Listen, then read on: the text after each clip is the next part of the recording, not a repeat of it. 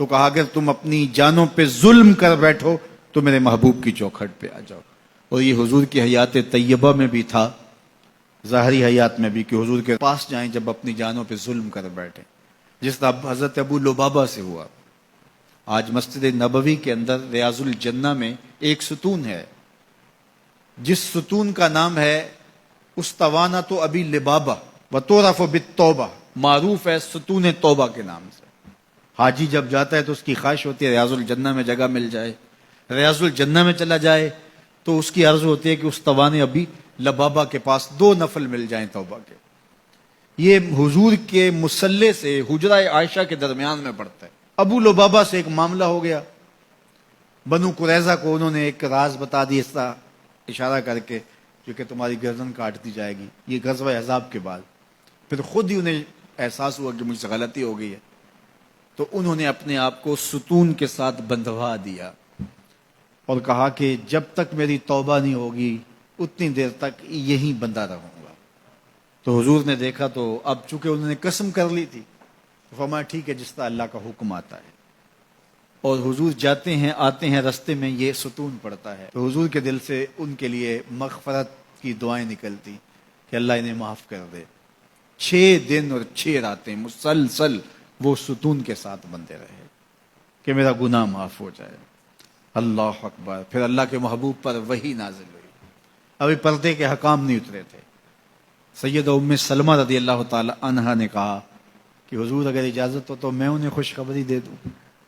تو فرمایا ٹھیک ہے. تو وہ دروازے پر آئیں اور کہا کہ ابو لبابہ تمہاری توبہ قبول ہو گئی. تو صحابہ دوڑے ان کی رسیاں کھولنے کے لیے. ابو لبابہ نے کہا خبردار کسی نے میری رسی کھولی، یہ رسیاں حضور اپنے ہاتھوں سے ہی کھول لیں گے. پھر فجر کی نماز کے وقت حضور تشریف لائے تو حضور نے رسیاں کھولیں. تو استوان ابی لبابہ کے نام سے اب بھی وہ ستون موجود ہے وہاں. جب ترکوں نے مسجد نبوی تعمیر کی تو اس مقام کے اوپر جو ہے وہ ستون بنایا، اور آج بھی جب حجاج زائرین جاتے ہیں تو وہ اس ستون کے پاس 2 نفل پڑھتے ہیں، اور وہاں 2 نفل پڑھ کے جب دعا مانگی جاتی ہے تو گناہ معاف کر دیے جاتے ہیں. یہ علامت ہے اس بات کی کہ صحابہ گناہ کر بیٹھتے تو حضور کے پاس آتے. اب حضور کے وصال کے بعد بھی یہ عمل صحابہ میں جاری رہا، تابعین میں جاری رہا، بعد میں آنے والوں کے لیے جاری رہا، اور آج تک امت وہاں جا کے حضور سے شفاعت کی طلبگار ہوتی ہے اور اپنے گناہوں کی معافی اللہ کے حضور کے وسیلے سے طلب کرتی ہے. صاحب مدارک نے لکھا اسی آیت کریمہ کے تحت کہ حضور کے وصال کا 2 یا 3 دن تھا. ایک عربی دیہاتی دور دراز سے سفر کر کے مدینۃ المنورہ پہنچا حضور سے ملنے کے لیے. جب داخل ہوا تو پتہ چلا کہ حضور کا تو وصال ہو گیا 3 دن پہلے.